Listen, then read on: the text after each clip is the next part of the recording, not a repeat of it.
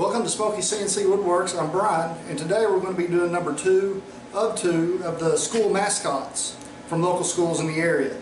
These signs, as I explained in the last video, are for my wife's shop. She has a local boutique here in town that does screen print, vinyl, embroidery, all sorts of things for these schools in the area, and she just wants these signs for her shop just to show that she supports these schools.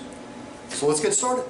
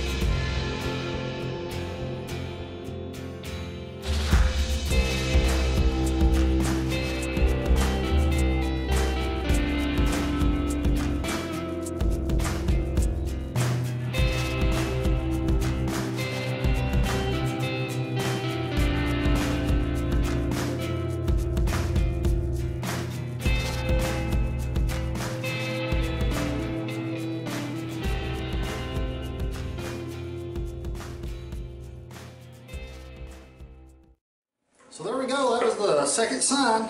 It was the Davis Wolves. Showed you how I finished it. Just spray it with spray paint, take a sander over the top of it, and it takes it right back down to the original service. This is a piece of 10 by 12 MDF.